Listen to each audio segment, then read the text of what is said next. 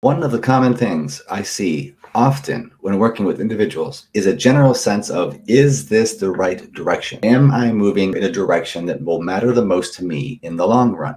And here is one of the best exercises that I often introduce in order to figure out what those personal values are, so that they know, so that they have a sense of what that direction is. And it's called the Personal Values Inventory. In this exercise, I'm going to actually show you how to use this tool so that you can actually drill down, so you can look at all the different things that are out there that matter to you and really begin to hone in, focus in on the ones that are the most important to you, so that when you can combine this with other skills that allow you to step back, to gain some distance from that difficult challenge that you're experiencing, that you'll be able to pivot towards something else and prevent yourself from falling backwards into where you worked to get out of. If you're new to this channel, my name is Todd Schmenk, and I'm a licensed mental health counselor. I've put this resource out there for the people that I work with, and I have opened it up to the general public worldwide to help you to deal with whatever it is, whatever life challenge you're dealing with. And today I'm focusing on an exercise. It's one of the components inside of the ACT framework. I designed it in such a way to have you actually be able to get this worksheet and to do this with me right now. So what I'd like for you to do is to just jump on over to aqaltherapies.com. And what you're going to do then is you're just going to move down to the section right here and select the resources all the way at the bottom. You'll notice that it says worksheets. So I'd like for you to just go ahead and click on that. Once you're inside of here, it should just scroll you down to where you need to be. You'll notice that there are a series of worksheets that I have here. Feel free to grab any of them. They're all useful support materials.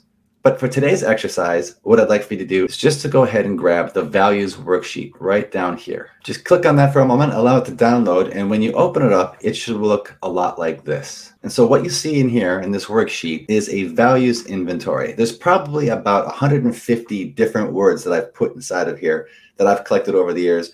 There's a bunch of different things out there like this. I tried to pick the ones that I've actually found have come up in session the most for some folks, and to eliminate some of the ones that people tend to end up being too broad, too general, and just narrowing it down as best I can. And so for part one of this worksheet, what I'd like for you to do, go ahead and read through each one of these things. Maybe competence jumps out at you. Perhaps fairness is something that's important to you. So as you go through this list, all I really want you to do is to just highlight or circle 30 or 40 of these words. Maybe patience, maybe happiness is important to you, maybe effectiveness is important to you, maybe being calm is important to you, teamwork is important to you. And what's good is I actually have all the steps laid out right in front of you. Look through this list of values and just pay attention to the ones that actually are important to you.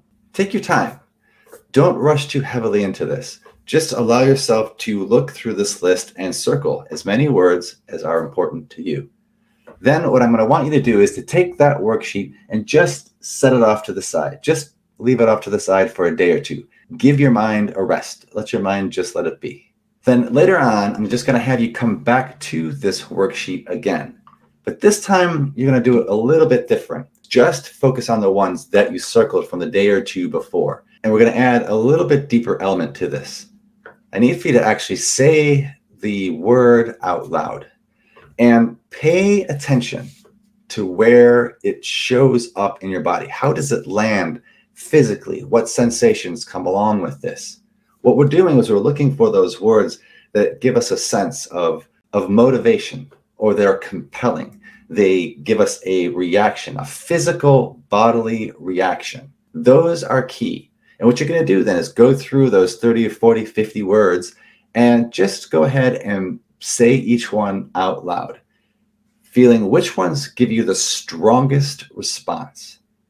You should be able to narrow it down to about 10, 15, maybe 20 words. That's about all you need. You don't have to have any more than that. Once you've actually completed this and you've got these 15, 20 words in front of you, you have the core, you have the gist of the things that are the most important to you. These values give us a direction. They're kind of like your own personal values compass, and they can be used in a host of different ways, which I've talked a lot about in other videos. But in a nutshell, The three biggest benefits would be as follows. 1, if I know what matters to me, that's a motivator. I can move in a direction that matters, even if the going gets tough. I'm actually more willing, if I'm more defined on what matters to me, what my personal values are, to do what I need to do in order to move in that direction, even if the situation is hard or difficult or anxiety-provoking. Just think about it. There's been many times in your life already where you've done just that, and it was a values-based action that was compelling you forward.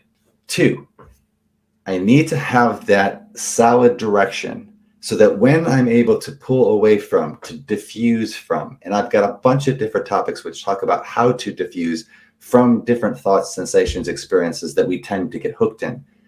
If I can diffuse, values give me that direction to move towards. They give me something to do versus falling back into that place where I've been before. I think this illustrates it best. It's a towards move, moving towards the thing that actually matters versus an away move.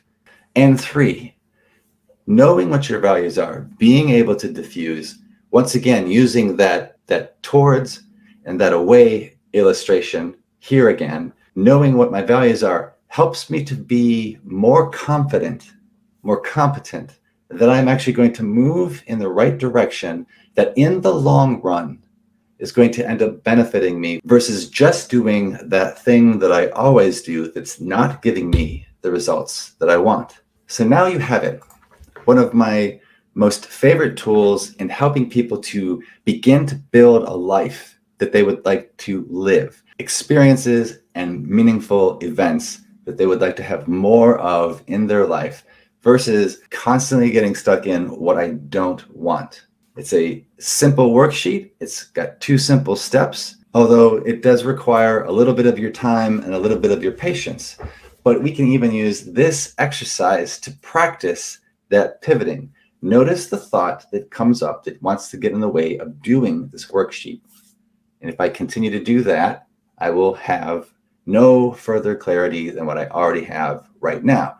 However, if I go over here and I think about a value of personal growth, deeper understanding, a greater sense of purpose, then I have more motivation, more energy to be willing to deal with the sense of, oh, I gotta do something. And I can do that because I know that in the long run, I'm gonna end up with a solid, values-based, committed action guide.